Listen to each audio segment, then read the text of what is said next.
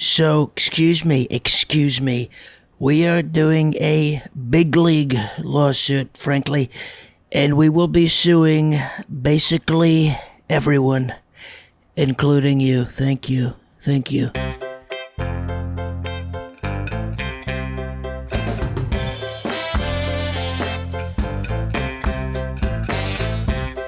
Hey everybody, welcome to the Tyler Fischer Show. Happy Monday. I'm going to swap hats here because I got my Make America Great Again, right? Make it great again. And it's a hat that I wear in private in my living room. But if somebody, I have my windows open, frankly, and if somebody sees me, that could be bad. That could be bad for the rent could go down. So we're putting on the poodle hat, okay? We got the Brooklyn shirt and the poodle hat, okay? It's a Brooklyn show. This is a very Brooklyn episode. Hipster mug, iced mocha, you know what I mean? Just give me a fucking man bun and a ukulele and consider me Brooklyn. Welcome to the show. Happy Monday, everybody. I hope your Monday's off to a good start. It is approaching 5 p.m. here in Brooklyn, New York, and things are sticky, they're hot, they're miserable, they're smelly, they're loud. It is just a heaping pile of noisy shit here in the city. And I last night I said, I got to stop saying New York is a shithole. The people running New York are shitholes, and I'm really talking about Mayor de Blasio. So I want to be clear about that, because last night I'm walking around New York, and God, it is such a beautiful city, and it's nothing short of a miracle. You know, nearly half the city burned down when it was from the Dutch, and then we escaped the British, and it's just a miracle that this thing built out to be this beautiful conglomeration of architecture, races, genders, foods, coffees, and so New York's not a shithole. It's temporarily a shithole based on who's operating in the city. Wait, you know what? Wait a minute. Hold on. Because we do have to go back. I got to put the Make America Great Again hat on, because Trump is suing big tech. He's suing big tech. Big tech, right? Big tech. I call it big check, right? Frankly, big check, because they're taking all the money. But we did get word that Trump is suing some other companies. And these lawsuits did not make the news, obviously, because they're not covering anything. But Trump is suing some other companies. I'm not sure if you've heard, but he will be suing not only the big tech companies, you know, your Googles, your YouTubes, your Twitters, but he found... And I agree with him. He found some serious corruption within the dating app sector of big tech. So he will be suing some dating apps, frankly. And so we're announcing one more lawsuit, right? Another lawsuit. We will be suing, Tinder, right? You know Tinder. We know Tinder, right? Mike Pence knows Tinder. We'll be suing Tinder. And... because it's so fake, you're swiping through, and it's like Russian bot after Russian bot, right? These are fake women with very large breasts, which I like them. Very large and very fake, but they're fooling lots of people. People in Brooklyn, New York, who think they found a life partner, and these are fake people taking their information. It's probably China, probably big China. So we'll be suing Tinder, and we'll be suing Bumble, right? Bumble. Because Bumble, if you don't know, is an app where the woman has to write the first message, right? Because they say, Sir, we want things to be equal. We want women to... And I said, okay, let's do it. You want things equal, let's have them equal across the board, across the board. But they don't want that. Frankly, they don't want that, because we said, okay, we'll break up this company. We'll have the female will have to write the first message on Bumble. We call it a pickup line. That's what we call it. And we've seen these pickup lines, and they're, frankly, a disaster. Women saying things like, hi, right? Yeah, hi. Men are crafting well-written jokes, they're writing material, puns, all sorts of things, punchlines, callbacks, browsing through profiles and bringing jokes together based on the things you like. And women will say something like, hello, or what's up? And it's like, not fair. So we're suing Bumble. We're suing Bumble because these women are failing with their pickup lines. And even Hinge, we'll be suing Hinge. You know Hinge, we'll be suing Hinge. Big league.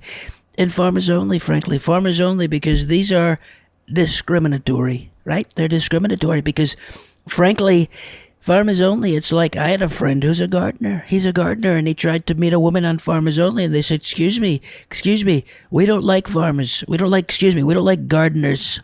We'll only take farmers. And he's going, well, I'm watering plants, I'm trimming hedges. And they said, if it's not on a farm, it's not going to be accepted on this episode. We're suing Farmers Only. Even Coffee Meets Bagel, which is, frankly, it doesn't allow people who aren't Jewish because you have to like bagels.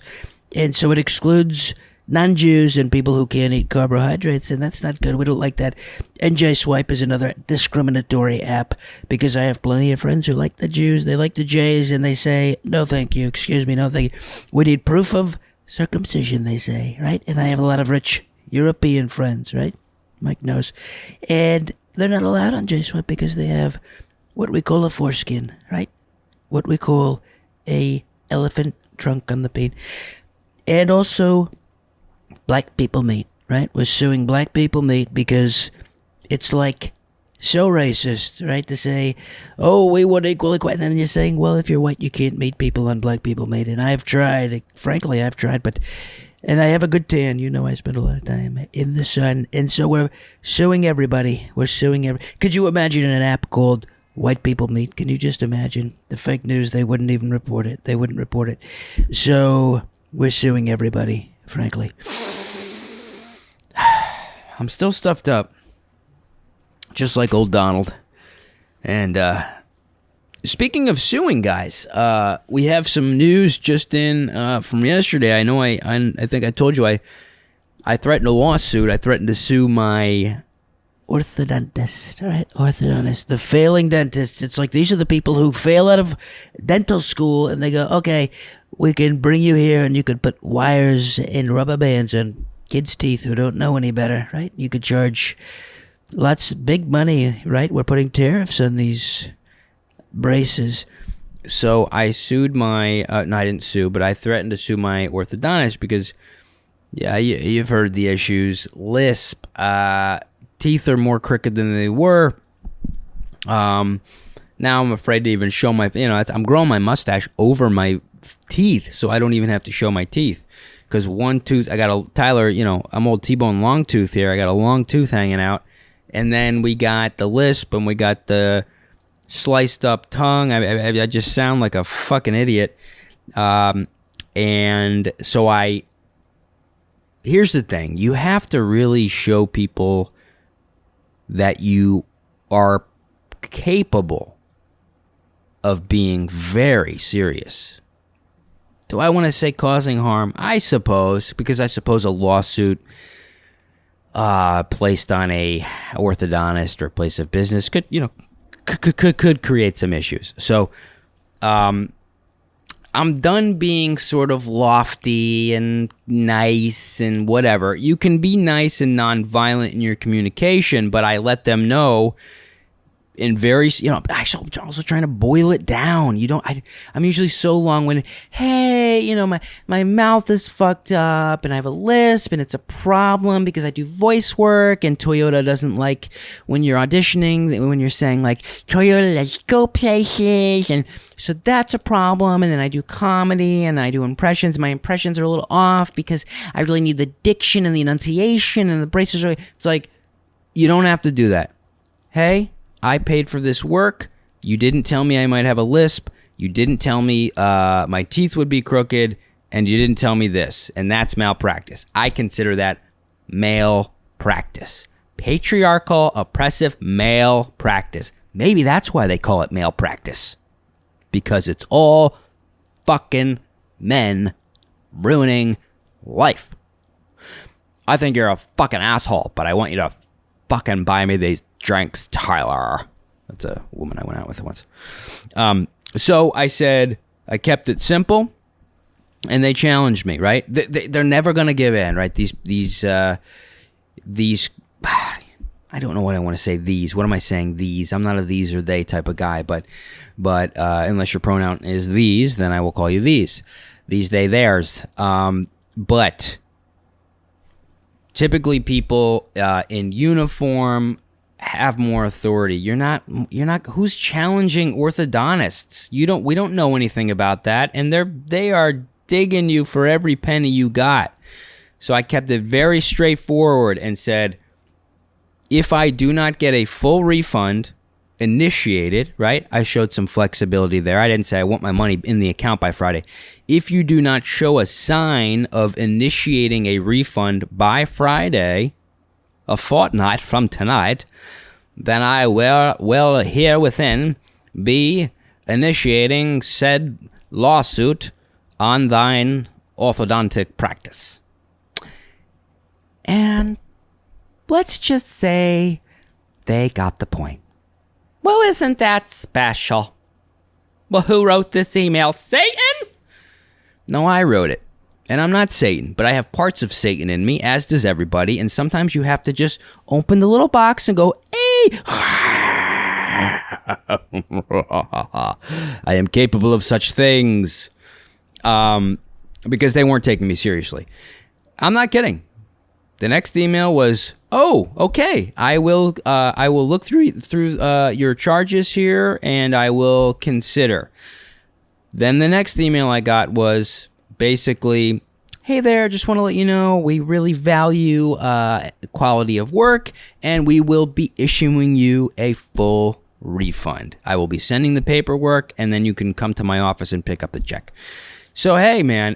That felt pretty good because I never do shit like that. I've had a lot of malpractice done in my time on my body, my choice.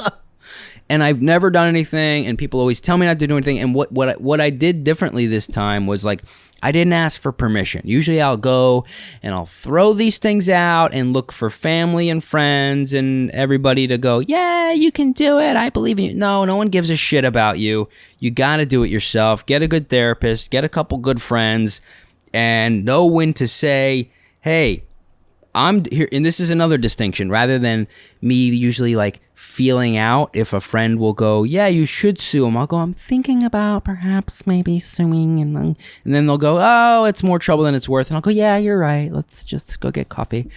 And this time, and in recent circumstances, I now know when I will pursue something and when to just say, hey, I need support for this. You're allowed to do that. If you've got a good friend or a good partner, and you feel like you've kind of cooled off and thought about it in a meaningful way and done some critical thinking about it, you can say, hey, babe, if you have a babe, or hey, brah, if you have a brah, or hey, boo, if you have a boo, and say, look, I just want some support. I will be initiating a lawsuit against X, Y, or Z, and I need your support. That feels good. It feels good. And you'll know who your friends are and aren't if they go like, yeah, no, I don't want any part of this. And support just might mean, hey, like, for me, I have a hard time, like when I wrote these emails to them, I have a really hard time opening the responses because I'm afraid of getting in trouble.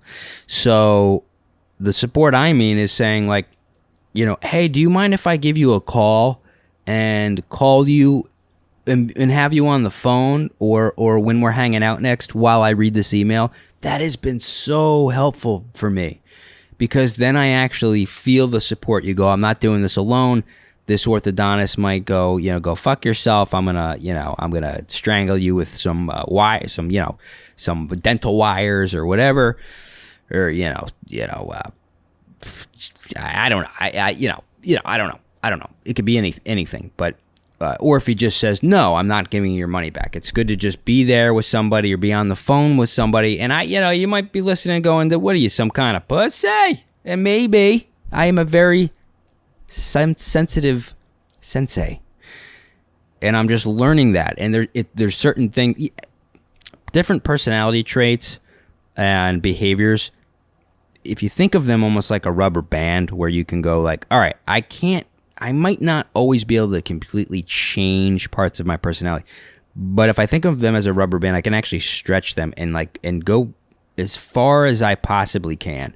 So with things like this, with like opening emails that I think may contain something a little triggering for Tyler, I just know that's something I can't get past. It can get a little easier, but I know now, like, let go of the shame of feeling embarrassed that I'm going to open an email and have to be on the phone with a 35-year-old person.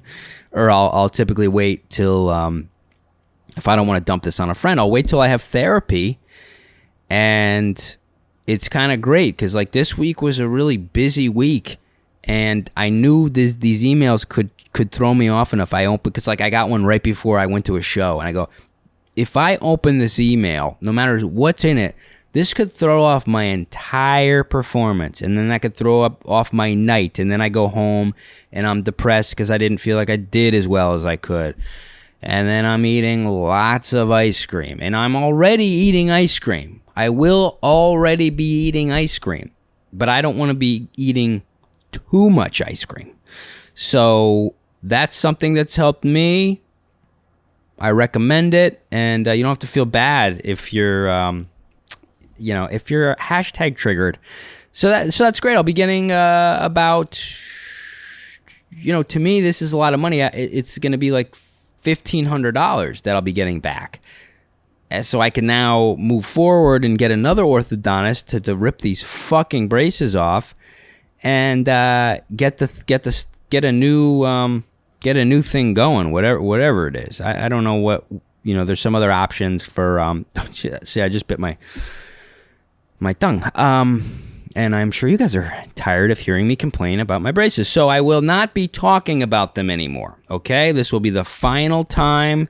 If I come in next week and I still have these things on and I'm complaining, unsubscribe. Hold me accountable, just like we are holding Bill Cosby accountable. We've got to do that. Speaking of serial rapists, I went on a podcast last week.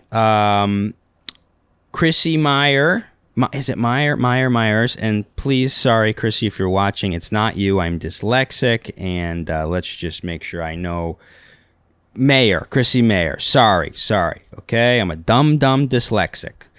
Dumb dyslexic. Was diagnosed by someone who's dyslexic. I didn't know I was. I'm just taking her word for it, even though she, doesn't know words very well. So I went on Chrissy Meyer's podcast, and she's not a serial rapist. She's a serial jokist. She's a comedian. Maybe you know her, but we started probably around the same time. We did some shows together, and we never got to know each other that well. Anyways, flash forward a few years, we're not seeing each other much, and I started to see, her being a little more outspoken politically in support for, frankly, you know who. And excuse me, the fake news, you could see the little lights going off, right? Whenever I talk about this, they stop recording, right? They won't record it. She came, and I'm talking about Kanye. She was supporting Kanye. No, she supported the old DT, Donald Trump. And at this point, this is what's interesting, is I was so fed up with the media and politics that I started to go, oh, I understand why people are supporting Donald Trump. Or at least I'm no longer so outraged by it. I go, whoever makes you happy, I don't care. If he's giving you what you need, and the more I felt like I was being pushed out of the Democratic Party, I go, oh, okay, now I can't believe it just like hit me like a bolt of lightning. I go, okay, I understand that he's offering something to people who feel their own sort of oppression and disenfranchised, yada, yada, yada. Anyways, I went on her podcast, and she asked me about, my career and if it's where I think it should be, et cetera, et cetera. And I opened up a little bit about the phone call I had a few weeks ago with the management company who said they will not work with me because I'm white. And it's not, it's just like I'm getting good at just telling my story because I'm so self-conscious about opening up about it. Anyways, somebody then heard that podcast and reached out to me, and this is a reporter for a Hollywood paper, whatever you want to say, paper, and they cover ousting thing. Let's see if I can find it. Yeah, they cover things in Hollywood, discrimination, or maybe just holding people in Hollywood accountable and stuff. So let's find. I'm gonna pull it up right now because I should have already pulled it up, but we just, we're not good at pulling things up here at the Tyler Fischer Show. We sometimes we have things pulled up and other times we don't. So here we go. Chrissy Mayer retweeted it, and we're just going to find where she did that. And so he reached out to me and he said, "Hey, I heard your interview. Would you mind getting on the phone?" He said, "Do you happen to have all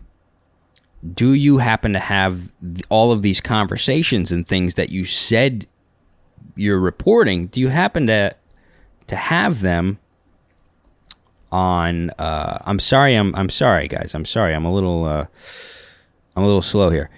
"Do you have record of them?" And I said, "Yes, I do. Yes, I do."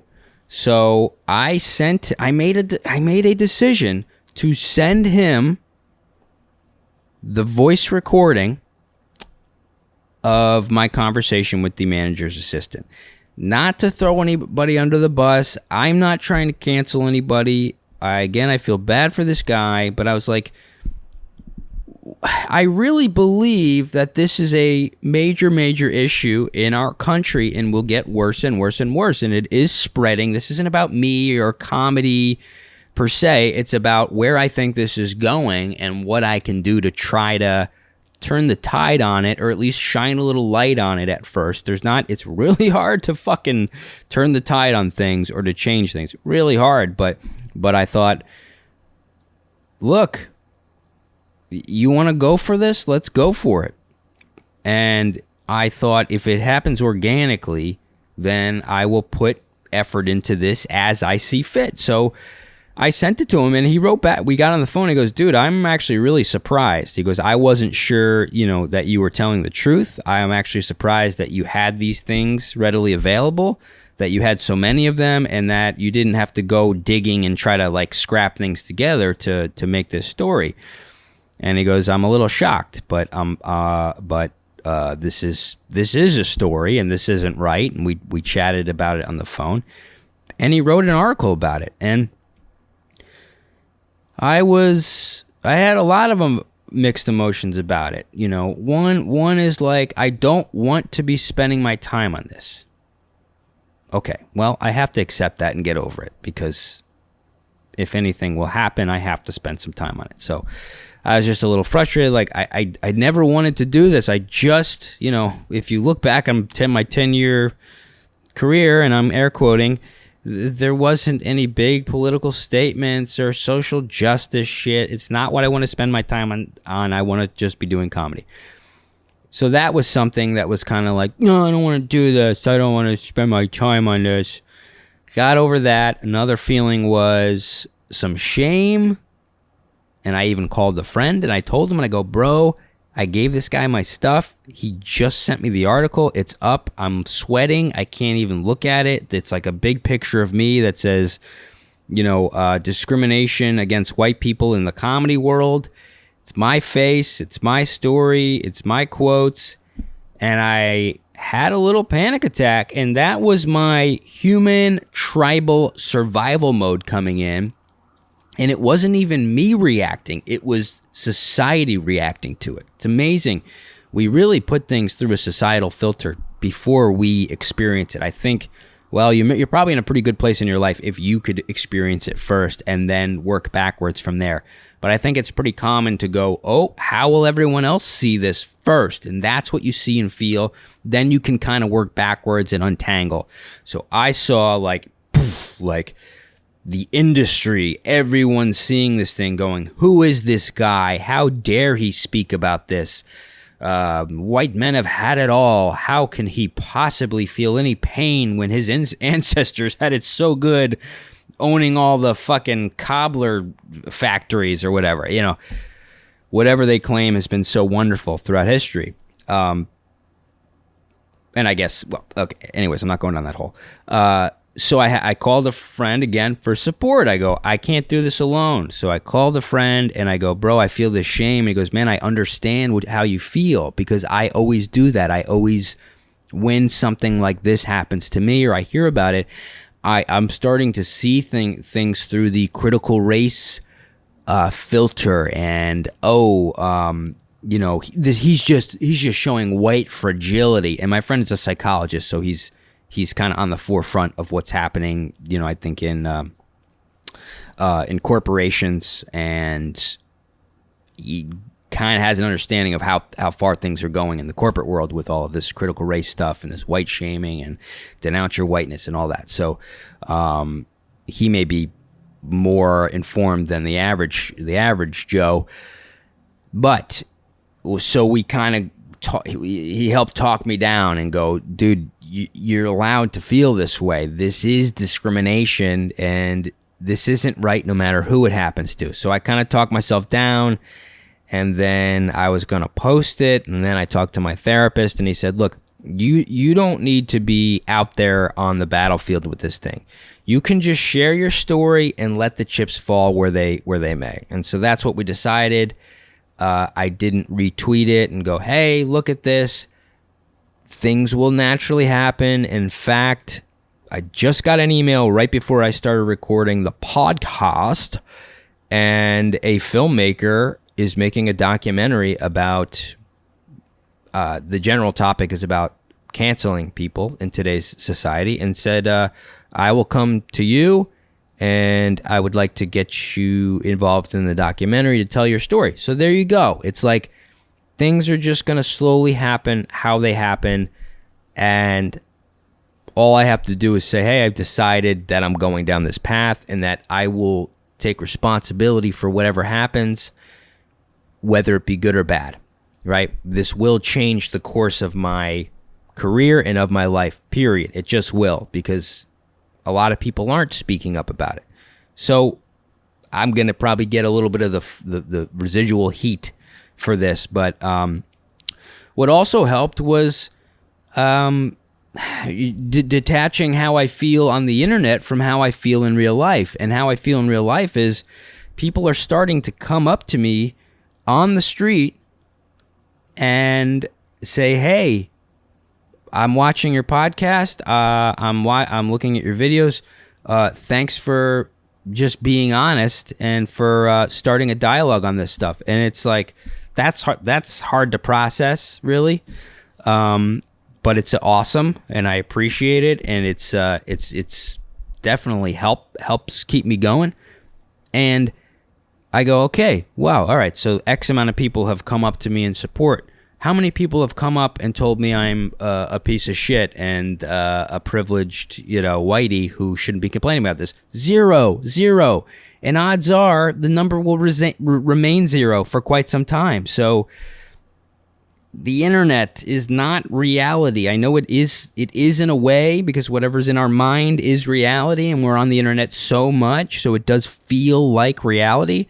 But gotta work to separate that before we get too entangled. So that's reassuring to me, and so that's just an element that gives me some hope. Everyone I know knows. Oh, right, okay. I just wrote a little note there about the feeling of something I guess I'm struggling with is, and this is new for humans, that if something happens or something's on the internet or an article's put out or I post something, just this new feeling that I have when I walk into a comedy club or a social setting with friends, knowing that everyone there has seen what I've done in the last 24 hours. And I know I'm a public figure, so I gotta take responsibility for that. I can't complain too much, but it's a new feeling that's a little odd that I'm working to overcome. Do you know what I mean? Do you relate to this at all? Whether you just were on vacation, or maybe you feel like you posted a little too many pictures that week, or you posted a story of you being drunk, this, that, or the other, and you arrive to work, or you arrive at a party or something, and you go like, everybody already knows what we've all done in the recent past, and it takes away some of the spontaneity of connecting with people. And that I don't like. It really bothers me. That's my creative tagline. Now that I don't like. That's what I'll do on stage. Are you familiar with the subway delays? Well, that I don't like. I'd have to add some laugh tracks in there because it's not funny. But, I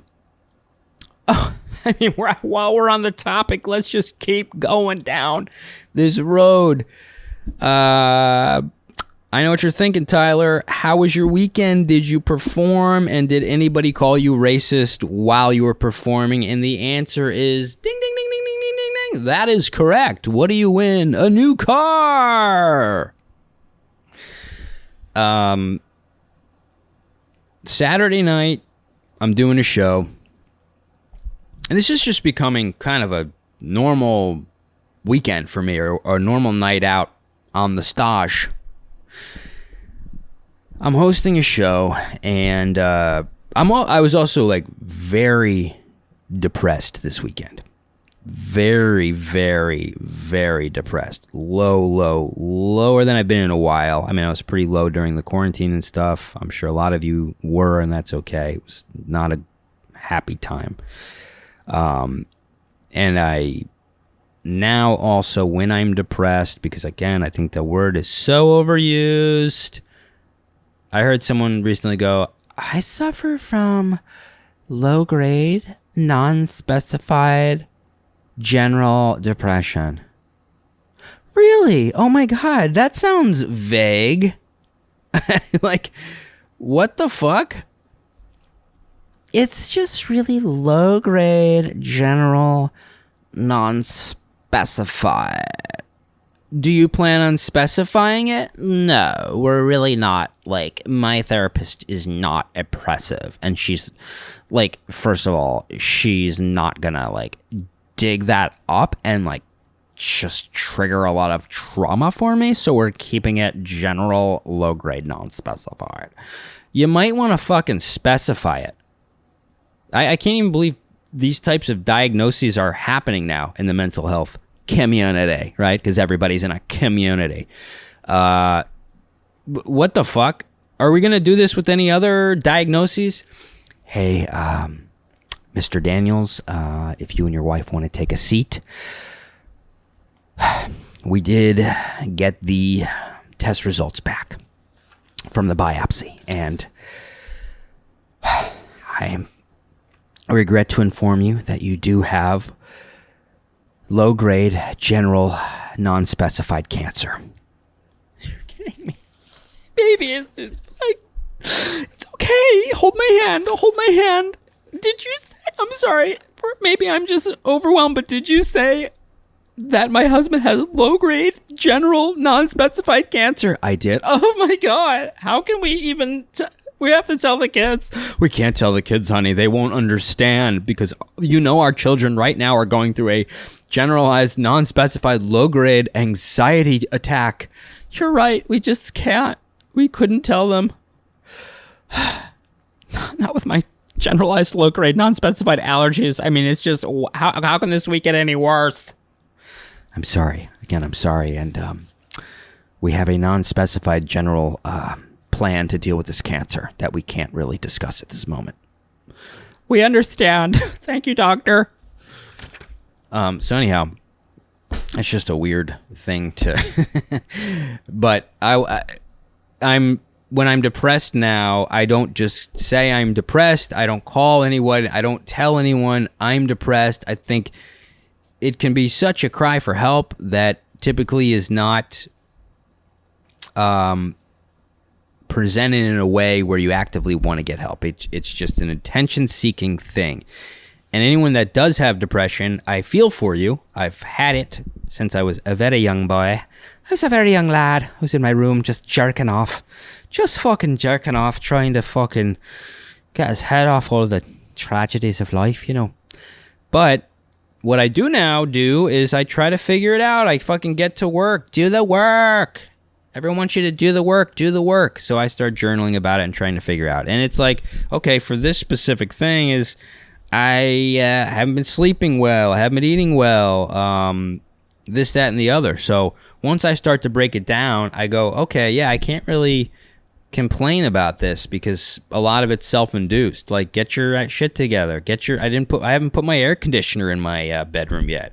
I'm sweating my dick off here. Freddie's like, you know, a dog's resting temperature is 4 degrees hotter than ours. So I got a 104 degree Labradoodle just, you know, heating up my junk. So I was low doing the show. And another kind of odd thing I thought was I do have these bouts of depression often, and I'm now able to. I'm a functional depressive. We'll say that, which is kind of cool. It's like I'm functioning. People, Jesus Christ! I saw a fucking guy in Prospect Park the other day, walking up a very steep hill with no legs and one arm. No legs, one arm. He was the one-armed man, and like not like actually the one-armed man. By one-armed man, I mean that's all he had was one arm and a torso and a head.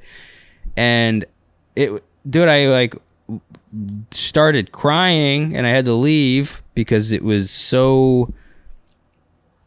I mean, fuck. Low grade, generalized, non-specific depression. This guy has high grade, non-generalized, very specific one arm syndrome. Right? Written down in stone from his therapist. Let's see. I know you're having a hard time, and I think I did finally diagnose you. Yes, you have one arm. And the guy's got 2 fake legs on. He's got one arm. The other arm is like just, you know, not in good shape. And he's climbing up this hill. And then he just kind of plops down with his friend. And he's sitting there enjoying the day. And I go, this guy's a superhero. Holy cow. There's always somebody who has it worse than you. Doesn't mean your feelings aren't justified. Back to me being called racist, okay? Let's keep the attention on me and not this fucking guy with one leg who's, like, killing it. But a hero nonetheless. So, I'm on stage, and there's so many weird rules right now, I can't handle it. Unwritten rules about so many things, but now you have the post-pandemic. Some people are vaccinated, some aren't, some have a mask on, some don't, some think you're a fucking Nazi for not having the vaccine. It's all very confusing and nobody's talking about it, so nobody knows what the hell to do. Some comedians are right back to the handshake and they want to shake your hand. Some give you a pound, some want to do this, some are doing like fucking jazz hands, some are just like doing that. Some want you to come up and tickle their grundle as you come on stage. Some want you to say a prayer. It's like some want you to denounce the police as they bring you up. I don't know. And as the host, this shit is driving me fucking up though. Whoa. So I typically, once I get on, and I'm not like gonna go to every comment and go, what's your preferred pronoun? What's your preferred handshake? What are you comfortable with? I'm not vaccinated. How do you feel? Which vaccine did you get? I'm not doing any of that shit. I don't want to talk to anybody before they go on stage because everybody's nervous and they're gonna dump it on the host. So when they come up, I feel it out and I go, all right. You know, if I see him going for the pound, I'll go for the pound. The shake, I'll do the shake. I'm really trying not to shake right now, but I'll if it's, you know, sometimes like a celebrity will come up and you go, I'm not gonna, you know, not touch this guy's hand, you know.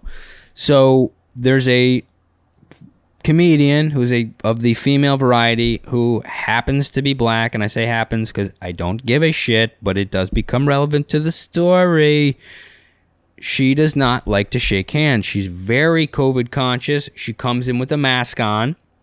very nervous. Like, it's fine. I'm not judging her. Like, whatever, dude. She could have diabetes or AIDS or whatever it is and be high risk. She could have non-specified general HIV, which is very popular right now. So I know. So out of respect, I decide not to shake her hand. And I do this kind of like, ta-da, like, welcome to the stage, Bill Cosby, you know, and I kind of like, you know, to make them feel like, hey, I'm welcoming them on the stage and I'm making a big deal of it and I appreciate that they're there, like a ta-da. And so I do that and then I get off stage and this comedian goes, oh, I guess he doesn't want to shake the black comedian's hands. I see. He doesn't want to touch black people. And my heart starts going boom, boom, boom, boom, boom, boom, boom, boom, boom, boom, boom, and I just feel like I just imploded, and I just went inside and just wanted to be in a hot bath, just held by a big old beautiful woman. And I just wanted to be breastfed, and I wanted to just go away and not be there because what she was saying, obviously, she was implying that I am racist and that I do not only am I racist, I'm so racist that I refuse to touch a black person. And she said this in front of a large crowd, and in back of the large crowd is a large number of my colleagues, fellow comedians. Not cool. I don't know how else to say it. Not cool. I'm okay with being roasted, joasted, or frosted. Whatever you want to do. If you want to make fun of my appearance, this, that, or the other. But, like, I walked up to a comic, and thank God he was there, and he goes, bro, that was not fucking cool. He goes, those types of implications that someone is racist in today's climate is unacceptable and can ruin somebody's life. That was he just said that to me, and I go, oh, thank God. Okay, all right, cool. Got a little support here. And he just was shaking his head, man, and thank God for this guy. What a champ. What a fucking champ. I want to say who it is, but I'm just not gonna because I just don't think it's... I just don't like to just drop names, but... Jerry Seinfeld. It was definitely Jerry Seinfeld. No, it wasn't Jerry Seinfeld. You can't say that. How can you say that? Black, white, or brown, or yellow. You don't want to say that. So I felt so fucking uncomfortable and angry and sad and gross. And, you know, look, the crowd doesn't know. They could go, oh, maybe he does this all the time. Oh, wait a minute. Maybe he did shake everyone else's hand. He didn't shake hers. They don't know that she doesn't shake. By the way, how manipulative to know that you're not going to shake my hand and then say, oh, I didn't shake your hand. I mean, fucking A. And yes, a lot of comedians are mentally ill and a lot of people have behavioral disorders. And I mean, come on, man. I mean, she's job. We know jobs. We're the pipeline. I need more time. And I understand that. So I got to keep this into context. I picked a crazy profession. But man, this rattled me for like 2 days. 2 days. It was in my head. I'm just like mad and I'm talking to myself. And then another comic comes up to me and I'm standing out. I didn't even want to be in the room at that point because like I usually do. I sit and I watch and I laugh at the comics and give them some extra laughs if the crowd's not big and I want to listen and, you know, get ready to take them off stage and go, great job, keep it going. Like I really pride myself on being a good host. But in this circumstance, I was like, I don't even want to be in the room with this person. And that's the effect, is the consequence of this kind of like loosey-goosey racial racist implications is it's so divisive because it's like now I don't want to be in the room.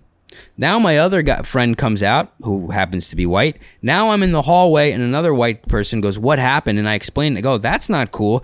Now we have this little white fucking group therapy session outside of the room, and it's divisive to a T. And then we all sat and had a little like support group, and they go, yeah, that's so awful. This, I know, this could ruin someone's career. She can go off and even like make a kind of joke about it and go, oh, I just did a terrible show. And she bombed, by the way, which is whatever, whatever. We all bomb, but she can go off and go, oh, that host Tyler like won't shake black people's hands, and someone will go, oh, really? And they don't know me, and then they spread. This stuff spreads like a wildfire, like a wildfire. Wild nights is but fall. Van Morrison.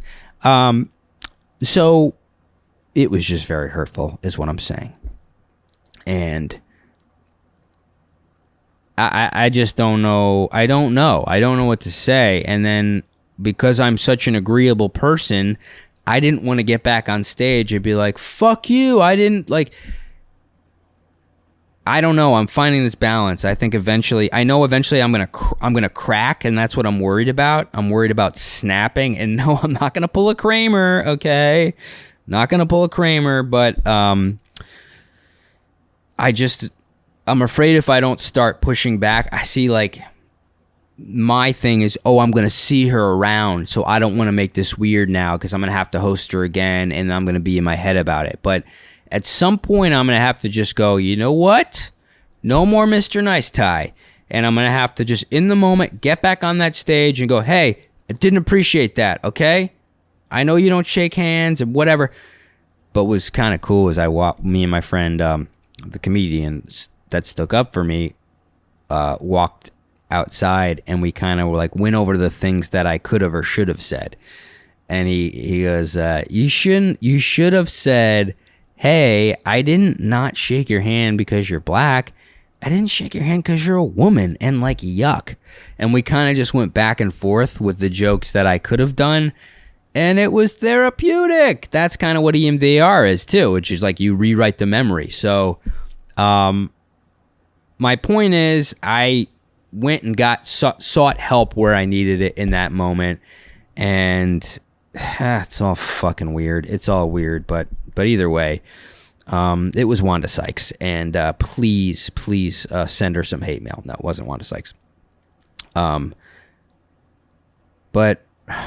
ay. But man, like this really it just calling somebody racist is right now one of the worst things you could do. It is so weaponized because it's so hard because I kind of knew what would happen if I went back on stage and got defensive. It would have been so weird in the room, and maybe that's what needs to happen. And maybe I should just make sure I film all this so I can like post it and go, hey, look, this happens all the time.